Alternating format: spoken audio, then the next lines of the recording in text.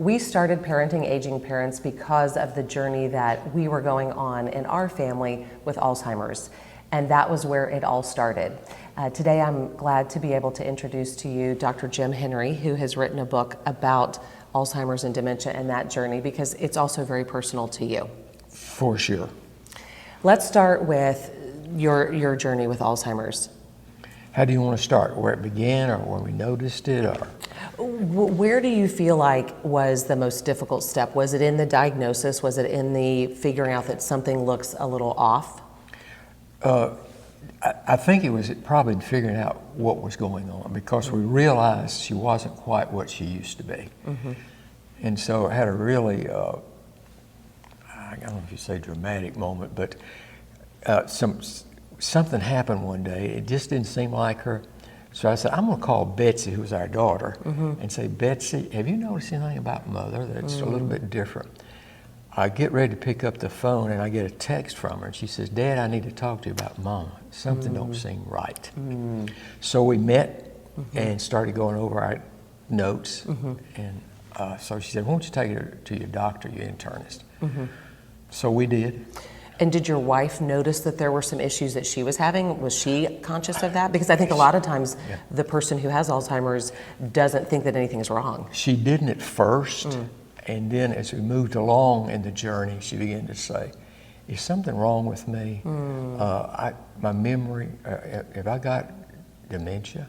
She began to ask questions because she began to notice it. But we were already ahead of her before she began to ask us things.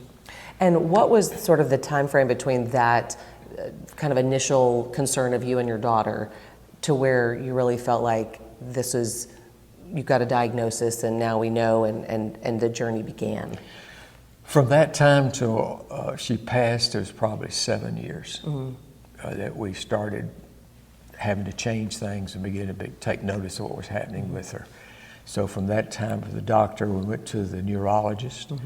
They ran some tests. I went to the best one in Florida, and he said, here's some medicine you might start taking. He didn't say at that time, this is what it is, but I looked up the medicine, I realized what it was. So it was 7 years. Wow. Alzheimer's has 7 stages. Which do you think was the most challenging for you? Was it almost the very beginning or the very end or somewhere in the middle?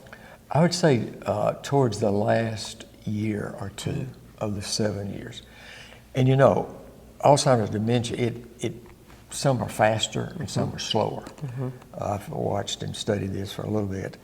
And so that last year or two was really difficult because she was not able to control her body movements as much. She began to be so disoriented that she got I say I help her in bed. I say move your foot, and she couldn't move her foot, and so I began to have to lift her and had to watch her more carefully, and so that began, and so my kids got to say, Dad, you're going to hurt yourself, because she began, I learned what dead weight means. Right, because even when you're bigger than somebody. That's right. And so I was having to help her off the potty, help, in a chair, any movement, I was having to help her. So I'd say that last year or two was the hardest of the year. The other thing, emotionally, mentally, very challenging, but she could do some things. In fact, the last Sunday before she fell critically ill, she went to church and we took her out to eat. Wow. So she was able to function some ways, but once I got her home, then she began to, she was really disoriented. She had sundowners. She'd wander around, she would try to go outside. Just almost confused. I mean, just totally in a state confused. of confusion. Yep. How do you feel like during especially during maybe more of the beginning stages and as she progressed, what did you have to learn or do differently? Because I think the thing that I've discovered about Alzheimer's or any form of dementia is that it's counterintuitive in how, usually you're trying to teach someone, when you have kids, you're trying to teach them how to learn and do things better and grow from that, and or even tell the truth. You know, we always talk about, you know, we tell the truth, but a lot of times when somebody with Alzheimer's is asking questions about, well, you know, where's my dad, or things like that, that you don't want to tell them over and over and over again that somebody has passed away, or even just when am I going to go home, or things like that. How did you handle those things? That was hard for me, being a Christian and a pastor, to lie.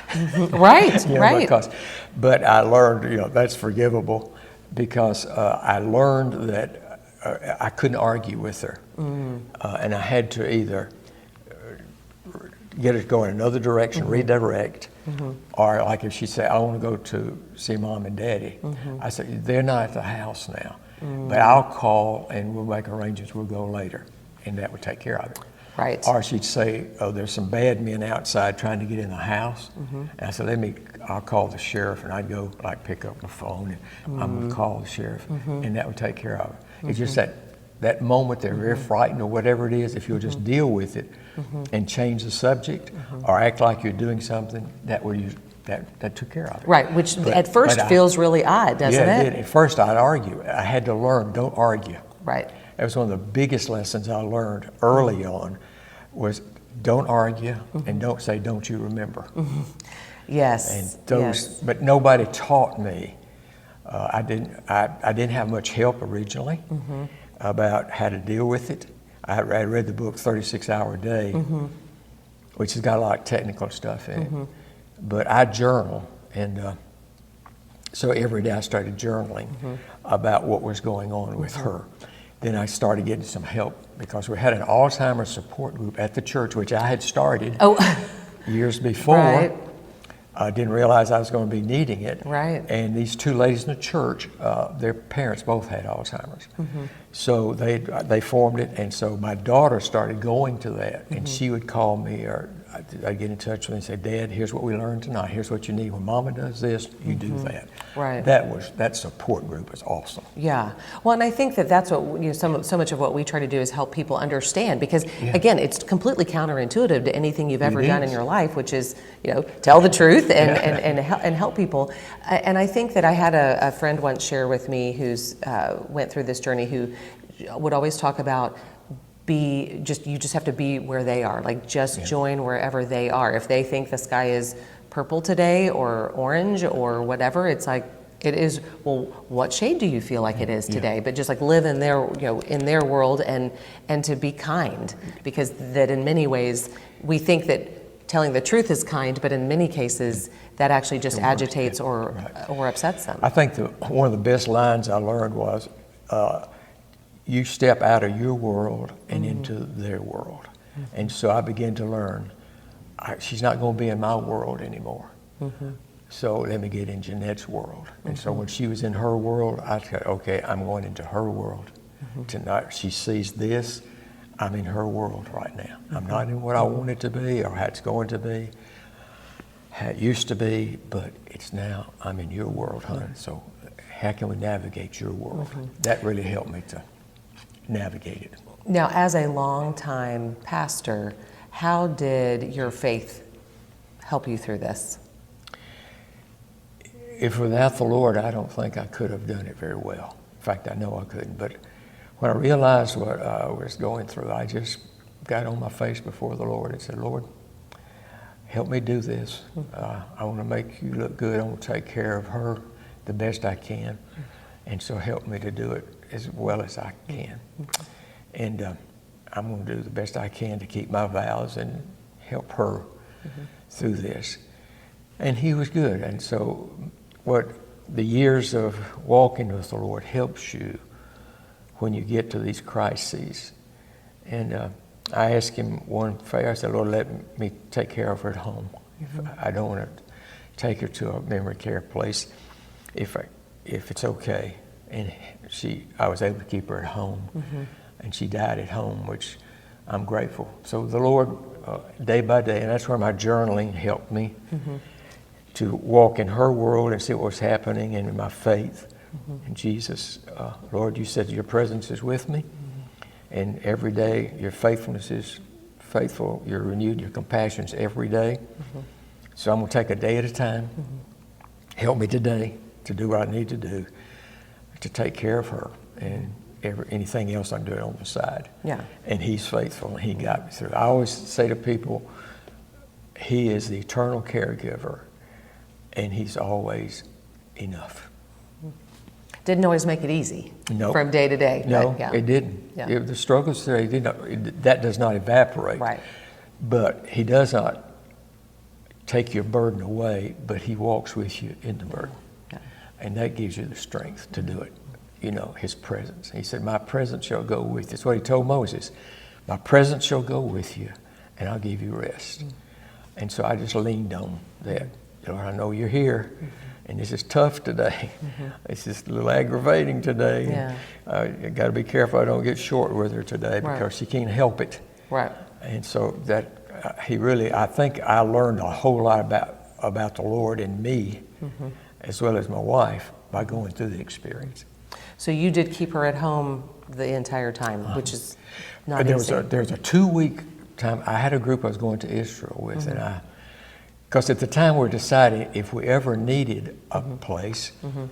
So they had in Orlando, they have a place where you can take them for 2 weeks or 4 weeks. Like a respite care. Like a trial. So we took her there for 2 weeks to see how she would do in that environment.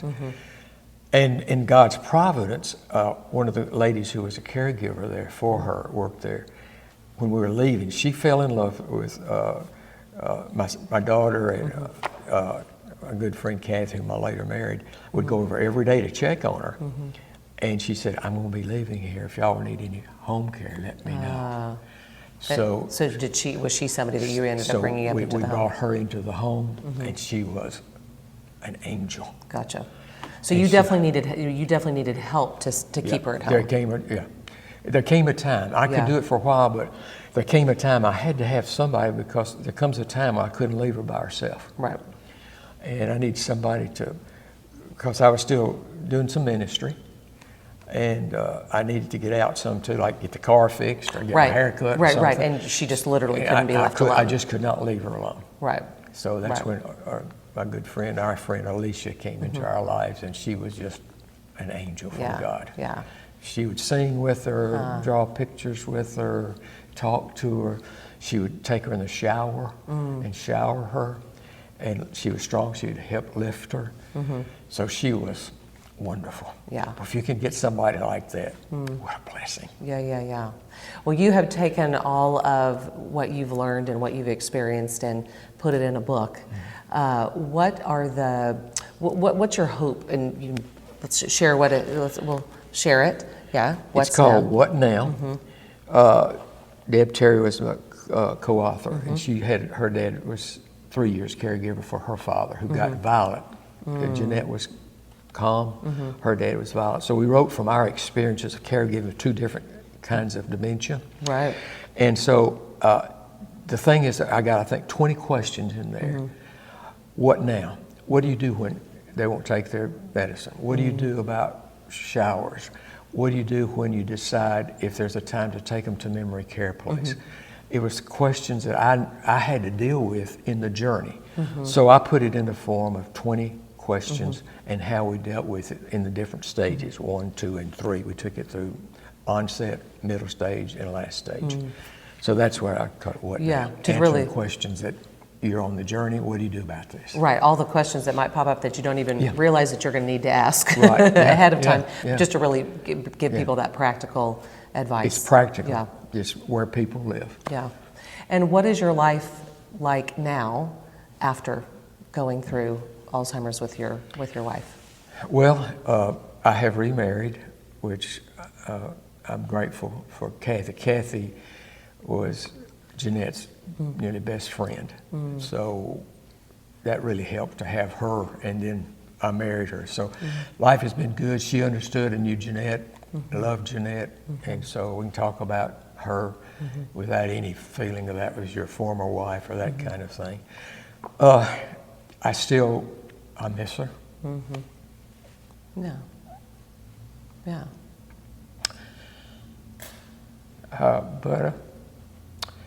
And so the Lord's kept me busy, which I'm grateful for, and still ministering, and have a wonderful family around us.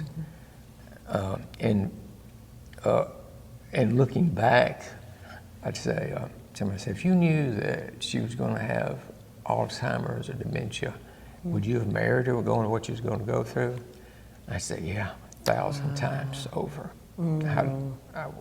Because in that, I think I learned a lot about the Lord, a lot about me, about faith, about getting in somebody else's shoes, about compassion.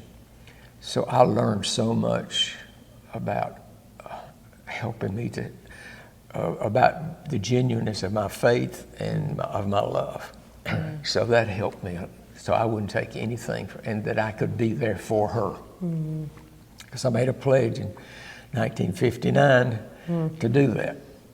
And so I was able to do that and hold her hand until she went to heaven. Wouldn't take anything for it. I'm honored that the Lord trusted me with that privilege. Well, thank you for sharing your story with us and for Thanks, all that Kim. you're doing to try to help people who are on this journey currently. So that's, I asked the Lord, I said, don't waste this. And so I wasn't going to write the book, but Deb said, why don't you write so we can help other people? Because caregivers don't get a lot of attention. So I said, okay. And because I had these 7 years of notes, I was able to go back and pull out things to help, because it helped me, and I can pass these on to help other people. So that's been a really good thing out of the whole thing. That is, so now I'm spending some time talking to people personally or in groups about dealing with dementia. So that's been God's multiplying. You know, when you take a journey with the Lord, He doesn't waste your sorrows. So I feel like, Lord, you didn't waste it. It wasn't just, oh, that was a terrible time in your life. It was a tough time, but it was a time that was profitable spiritually, mentally, emotionally for me. Well, thank you for sharing with us. Thank you, Kim. God bless you.